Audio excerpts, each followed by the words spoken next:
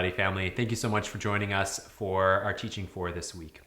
Our reading again comes from Genesis 1. We're going to read verse 1 and then skip down to verse 26.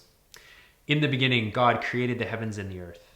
Then God said, "Let us make men in our image according to our likeness. They will rule the fish of the sea, the birds of the sky, the livestock, the whole earth, and the creatures that crawl on the earth."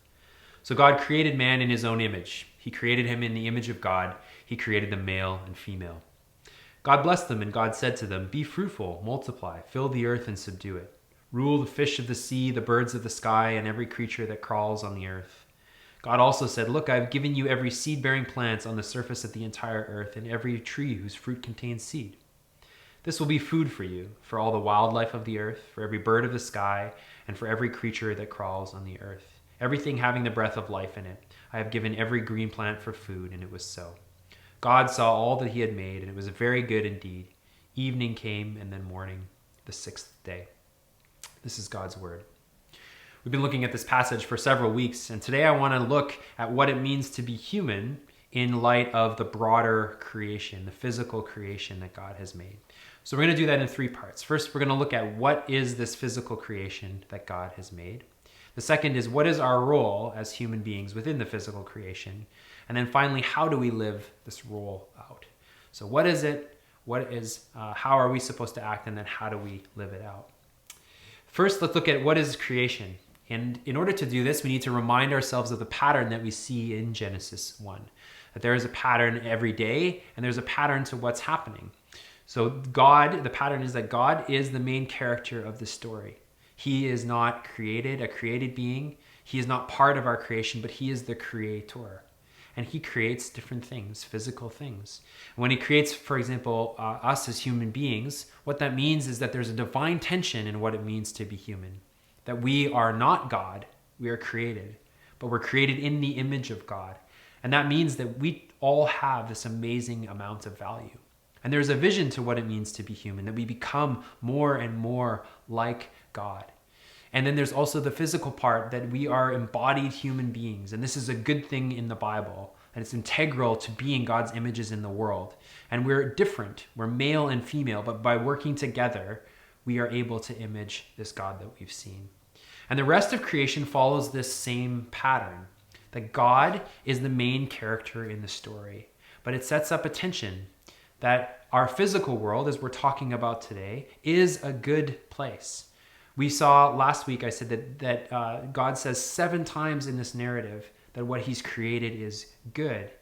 And so the physical creation, according to Genesis 1, is a good thing.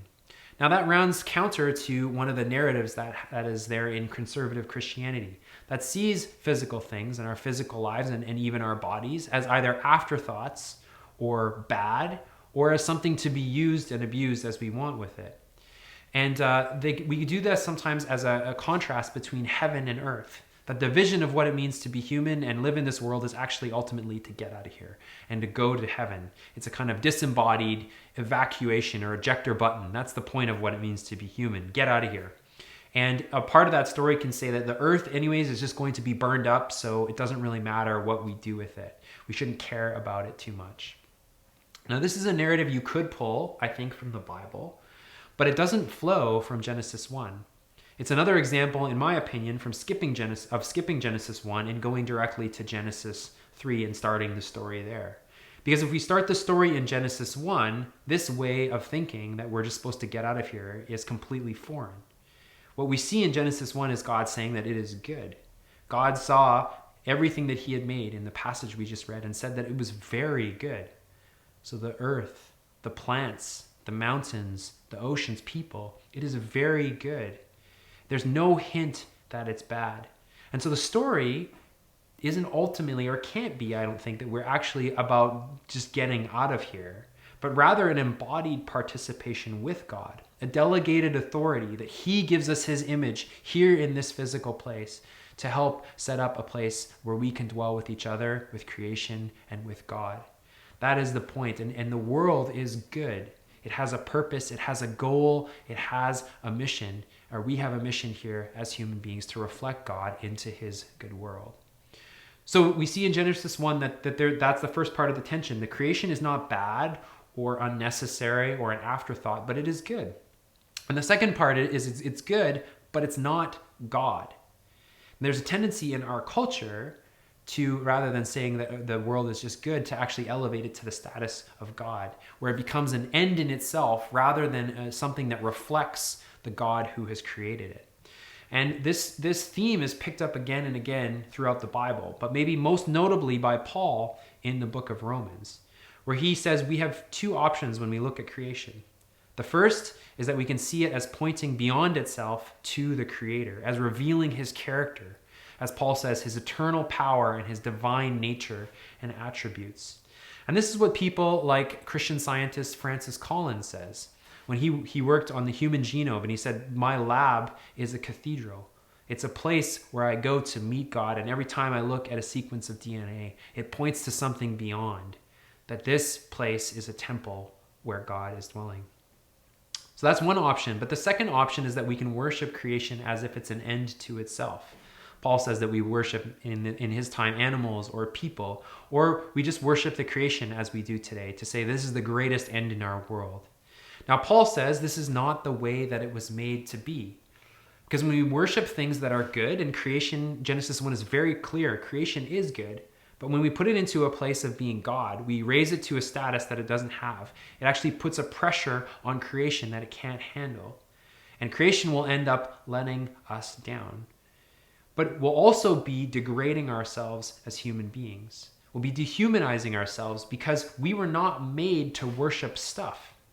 In the Bible, we were made for so much more. We were made to worship a transcendent, eternal, all-powerful creator God that we see in Genesis 1. Or as Paul says, the creator who is to be praised forevermore. That the God of the universe is so beautiful and glorious and magnificent that he is worthy of all our continual praise for all of eternity. And when we worship anything less, even things that are good like creation, when we move that into the space of God, we are living for less than we were made for. And so as beautiful as a sunset is at Stanley Park, or as beautiful as climbing the Chief and looking down and seeing the ocean and the mountains and the trees, these things are not ends in themselves, but they're signposts in the Bible. They point to an even greater reality of an even greater creator. And until we see that, Paul says, we'll be living for less than we were made for. So the creation is good, but it's not God, just like we've seen as everything else that's been created. So now what is humanity's role within this good but not God creation? Well, as we've seen before, humans are to reflect God. We're made in his image and to become like him. And that means we're to carry out the work that we've seen God already doing in Genesis 1. And I want to look at this through this verse in three parts, or through these verses in three parts of what it means to image God as his rulers in the world. So let's look at it in three parts. Verse 28 says, be fruitful, multiply, and fill the earth. So this is the first thing that we're called to do. And it's pretty evident from the passage that this means to have families and make babies. But this goes beyond just a practical call. It's something very beautiful in the story of Scripture. And if you remember to some of the other ancient Near Eastern creation narratives, having babies is something that's either used, God's come and do that to people, or it's something that's necessary, or it's just an afterthought. It's something kind of dirty that happens. But in Genesis 1, having babies and making children is a beautiful and amazing thing. Because every time that you have or make a kid, you are imaging God by working together. Remember, the vision of what it means to be human is embodied people, different, male and female, coming together. And this is how God has created us to image him. Secondly, we share in the divine work of creating human life. That's what we see God doing in the world. When we are having kids and when we're getting ready for kids, we're doing what we see God doing in Genesis 1, is to create a space where we can bring new life into the world, the images of God. And then finally, we're passing on the divine image. This is what God is doing in Genesis 1. He creates the world and then he puts his image in it. And we're joining God when we bring a new life into this world. Every time that we celebrate a new baby is here, we're celebrating that someone has passed on the divine image that will carry on into the next generation. And this is absolutely a staggering idea, an honor in the narrative of Genesis 1 of what it means to multiply and fill the earth. Now, I don't have time to deal with all the questions that this brings up, but I do want to quickly talk about two of them that might be on your mind. The first is, what does this mean for those of us who are single or can't have kids or don't have kids? Can we still play a role in this story? Well, Jesus, in his ministry, at the end of his ministry, he restates Genesis 1. And he says, "Go, therefore, and multiply." But he's not talking about multiplying physically and having more kids. But he says, "Go, therefore, and make disciples." Multiply by spiritually, by making disciples of all nations. And this is the call to all of his followers now. Not to make babies necessarily, but to make disciples. And this is something that all of us can do. For those of us who do have kids, we have built-in discipleship in our lives. We have these new images of God that we are called to, as Ephesians 5 says, help to grow up into the image of Christ and to be a reflection of God in their lives. If we don't have kids, there are people that God says he's placed into our lives. And they are all images of God. And we are to invite them and proclaim to them this story of what it means to be human, and invite them into the story of God and his unfolding creation in the world, and to help them to see Jesus as the true image of God, and then to call out in them to become more and more like the image of God. And I want to say, if you don't or can't have kids, I want to make another plug to you that this is another amazing way for us to participate in God's story is by fostering and adopting, which is something that we have a lot of in our community and are very thankful to have as part of our community and part of God's family. So that's the first concern. The second concern deals with overpopulation. You may have heard of this because Prince Harry and Miley Cyrus are all endorsers of this view that there are too many people in the world. I did a bit of research on it because I didn't know a lot about this perspective, but it was originally created by an economist and a Christian named Reverend Thomas Malthus in the early 1900s. And the population, his main idea was that population growth will outpace food production, and this is going to lead to disease and famine and war.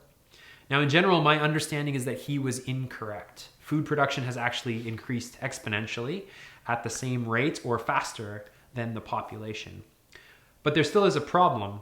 And the problem is that if everybody lives as we do in North America, which is consuming as much energy as we do, creating as much waste as we do, and emitting as many pollutants as we do, then the growth of our population is actually unsustainable. We're living in an unsustainable way in the world. And so the problem isn't overpopulation. The problem is that everybody wants to live like Prince Harry or Miley Cyrus. And this leads us to the next 2 points that we want to talk about of what it means to be made in God's image. Let's continue to read. Be fruitful, multiply, and fill the earth. We already looked at that. And it says, and subdue it. Rule the fish of the sea, the birds of the sky, and every creature that crawls on the earth. There's two key terms here that I want you to see: subdue and rule. And subduing can be used, it's quite strong language. It can be used as conquering a nation, enslaving a nation or a person, and even once in the Bible it's used to reference a sexual assault. So very strong language.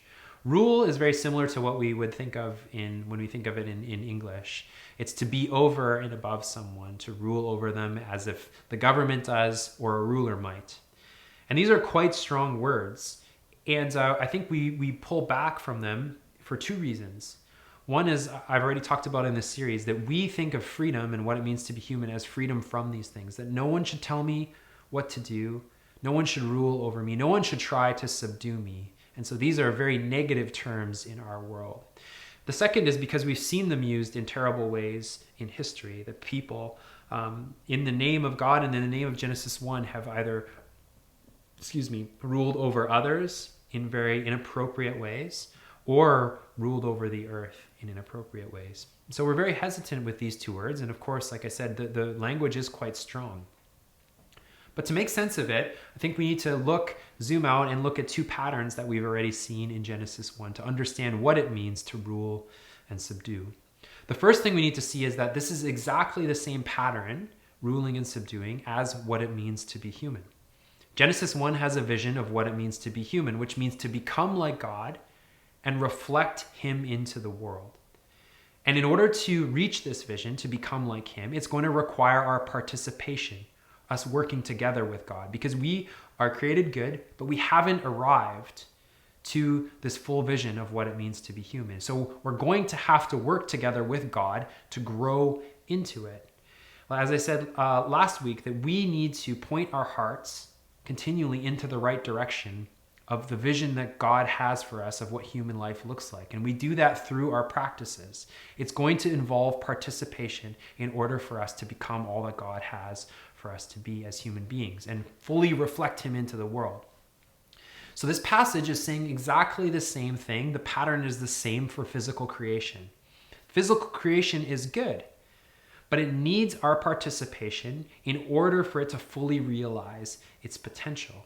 So we have to avoid a romantic view of creation that thinks there's only planting, but no weeding that's going to happen. This is a foreign view to Genesis 1, because there's still a forcefulness, something we are called to do as human beings in order for creation to become a place that is a place of shalom, a place for full cosmos flourishing.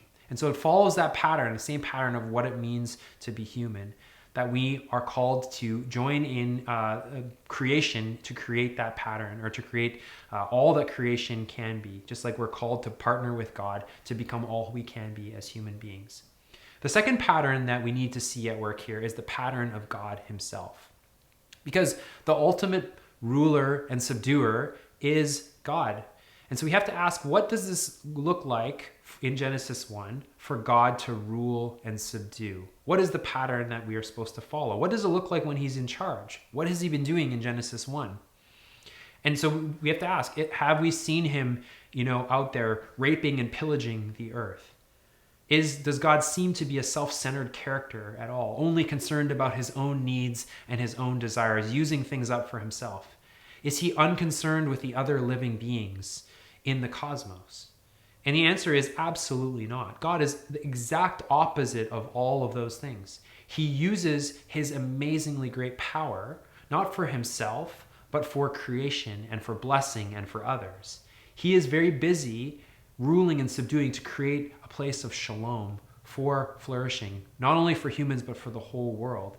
He's a benevolent and serving king. And so our power is to follow this pattern too. Ruling and subduing is not absolute or unfettered power in the Bible. Rather, it's delegated power. And we exercise dominion on behalf of God, whose world we live in. And so there's a blueprint, for what our ruling and subduing are to look like. And that blueprint is God himself. And anytime we act outside of this blueprint, some of the great fears we might have of us just going and abusing the environment or abusing other people, we are actually abusing the gifts that we've been given. We're acting outside of the power and authority, outside the pattern that we see in Genesis 1 of what it means to rule and subdue. So that's the second thing that we're called to do. Rule and subdue, but not just for our own benefit or for our own good, but as a reflection of the God that we've already seen in Genesis 1. So let's keep reading. The third part of what it means to be human within the physical creation starts in verse 29. God also said, "Look, I've given you every seed-bearing plant on the surface of the entire earth and every tree whose fruit contains seed. This will be food for you." So the world is given for sustenance for us. That's what it's there for. But it's not just for me. The point isn't that I get what I want, but when it's referencing you there, it's referencing all of humanity. And the idea is that we are to use or to have the entire creation that is supposed to sustain us and give us food for every person. And when we consume more than we need, when we're polluting more than we ought, when we try to live like Prince Harry and Miley Cyrus, we're living outside the vision of Genesis 1. And I want to say that most people, or the people that are most affected by our overconsumption, by our North American style of life, are actually people that are living in the poorest places, in third world conditions. That's where the negative effects of the destruction of creation are felt most accurately. But the creation isn't just meant for us. Let's continue reading. God says that I will give every tree that contains seed, there will be food for you. But verse 30 says, and for all the wildlife of the earth, for every bird of the sky, for every creature that crawls on the earth. So it's not just for us, it's for the animals as well, the bird, the wildlife, and the creatures. Dr. Ian Provan from Regent says that the main emphasis of Genesis 1 as a whole is not on dominion or ruling and subduing as humans at the top, but it's actually about our kinship and commonality with the animals and with the environment. Specifically with the animals, we're made on the same day. We eat the same food and we occupy the same space in the logic of Genesis 1. So human beings may be the pinnacle of creation. We are the ones that are ruling and reigning, but we're not the end of creation. And as we've seen, we're to use that ruling and reigning, that delegated power, the same way that God has, in service of others in our world. And so the world is not just here for me. The world is not even just here for us as humans. The world is here for all humans and animals and birds. But it actually even goes a step beyond that, because it says not just animal, wildlife, and birds and creatures that crawl on the earth, but everything that has the breath of life in it. Now, if you read the rest of Genesis, you will find these really, really boring genealogies that come up again and again. Let me just read one for you, for example. Here are Ham's sons, since you were wondering who they were. Cush, Mizraim, Put, and Canaan. Some amazing names there. Then Cush's sons, Seba, Havilah, Sabata, and Bloringa, and Nothinga, and you're just like already falling asleep. These are the parts, if you do Bible reading plans that you just skip over. I don't know if you're like me, but I start the Bible, I try to read through it every year, and it's when I come to these genealogies that I'm just like, oh, why am I doing this? Because they're so boring. But the blessing of God, which is so evident in Genesis 1, that he blesses and he calls everything good, this is what many commentators is actually, or they say is actually the main theme of all of Genesis. And it's evidenced most clearly by God keeping his promise and his blessing alive generation after generation and generation. It's saying God, each of these names is saying that God is faithful. This vision of being fruitful and multiplying and creating a place of shalom, and that God's image carries on in humans in the world, has happened for another generation. And the land and the creation is a key part of this. The creation isn't something we're supposed to just think of for our time, but for all time, for the future generations that we have. And so ruling and subduing our world so that it can be a place of shalom is not just for us. It's not even just for the animals, but for future generations. And all of this is very much on the mind of the authors of Genesis 1. So that's what it means to be human in our world. But how do we do this? How can we live in a way where we can carry God's story forward, where we can multiply, see God's kingdom grow in the world, rule and subdue properly, to lead and live in the world as extensions of our generous and benevolent God King? And how can we be living in a world that's a place for all? We take care of our world so that future generations, everything that has the breath of life in it, can enjoy it. Well, how we act in our world depends largely on two things, and this is where we're going to end today. Our practices, as we talked about, what do we do as embodied characters in our embodied or in a physical world, and the story that we live in. Let's talk about our habits first. As I said last week, our habits rule our lives. So I just want to ask you the question, what are the habits that you have towards the creation that God has given us? And it can be overwhelming when we think about our habits. For me, I don't know everything about the environment. And so many of the decisions that I make on a daily basis are like 3 or 4 steps removed from the actual environmental impact that I might see. But I still encourage you that every year, or I'll say as an example, every year our family tries to make one change to our habits of stewarding to live in a good creation. And here's we're not perfect. I don't want to at all give you that idea. We've missed years and we have done things that haven't worked out, but we've tried a lot of different things. And so here's a couple ideas of how you can change your patterns. We moved into a high density living situation. We've committed to recycling and composting. We've sold our car. We tried to live and buy local. We tried to eat less beef and less meat. I buy almost all my clothes secondhand. And this year we've tried to buy more glass than plastic because I've been reading a bit about how plastic is really, really hard actually to recycle. And so these are a few things and maybe some ideas of what you could do. And I found this. Our city talks a really big game about environmentalism, and there are some great changes that our city has made. But so many people, they stall out at the level of action, of practice. And each of those things that I mentioned for our family, they involve planning and time and energy and change and sacrifice. And they're annoying, I'm not going to lie. Not having a car isn't the most convenient thing in the world.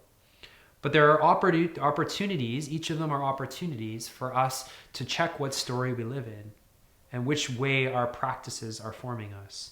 Are we living into the story of being God's images and caring for his world? Or are we living in some other story?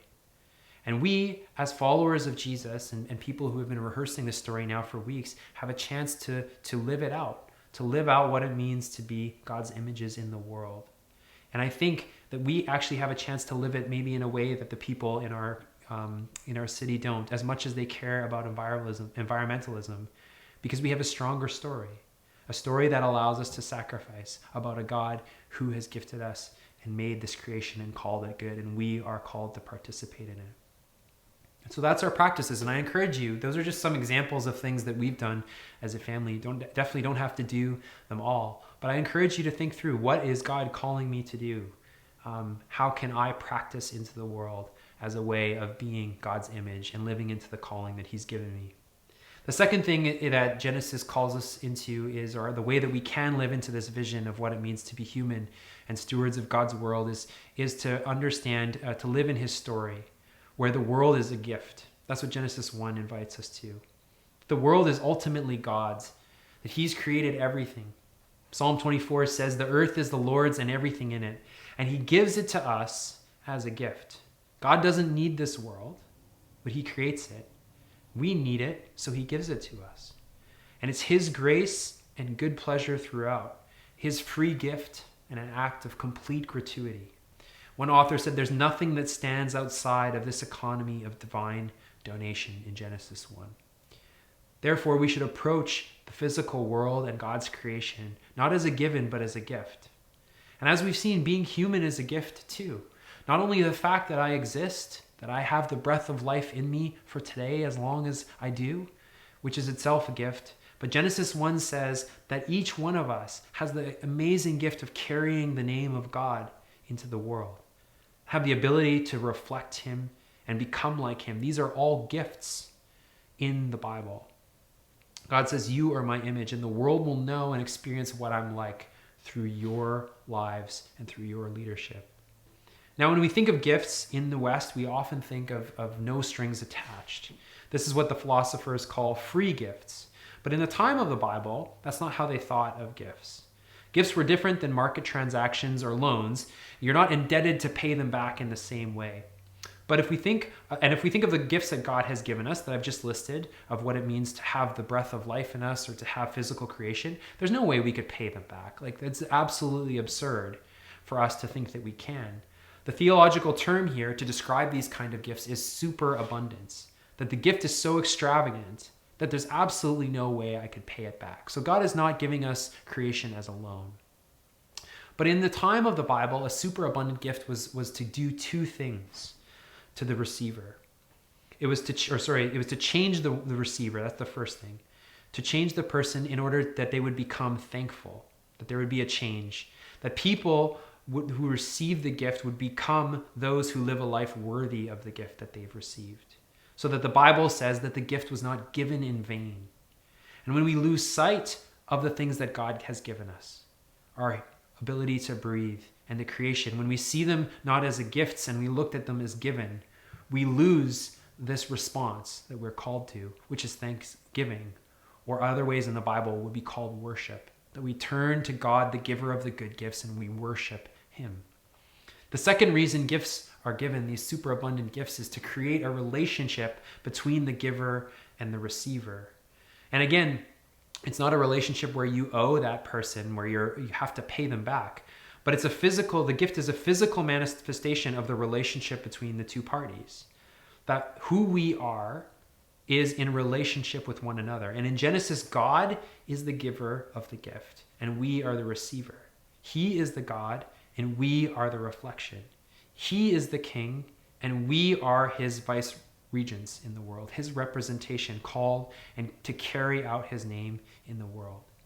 So every one of God's gifts that he gives us are supposed to accomplish these outcomes, that we become people who are thankful, and that it establishes a relationship with us and with God, the giver of the gift. And the Bible is full of these gifts. In the Gospel of John, it says that we have received gift upon gift, or you might know the other translation, grace upon grace. Genesis 1 tells a story of a God who gives us a grace. He creates the world and invites us to be kings in the shape of God himself. And he gives us food for the life of the world, and he asks us to live into each of these gifts. He invites us into this story. But as we know and as we see around us, we've messed that up. Sin, as one author says it, is the refusal of God's gifts. The refusal to see what God is giving us as a gift, or the refusal to receive it as a gift.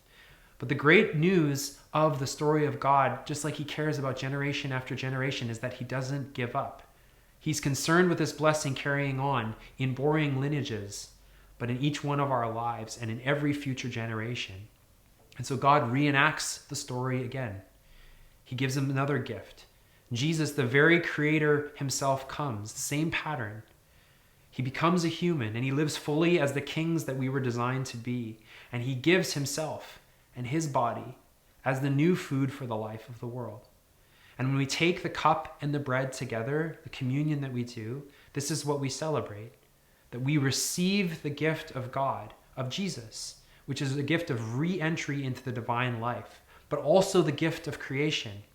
And by using physical wine or juice and bread, we are physically taking this in. And we remind ourselves of the gift of what it means to be human, that we are dependent on the creation and it is a gift to us. And Jesus reinvites us into this whole story with a simple practice. That's what the table is all about.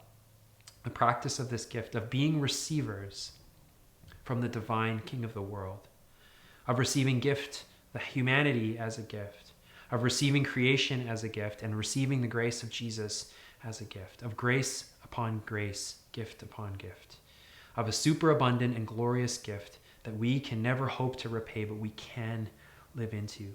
That's the story that we're called to live into as followers of Jesus. The practices that we can do that set our hearts to this good life and this vision of what it means to be human and live within creation as people who are called to steward creation and to rule and subdue in the reflection of our Creator God into a creation that is good, but not God itself. Would you pray with me as we close? God, thank you for this word. Thank you for this vision of what it means to be your representations here in the world.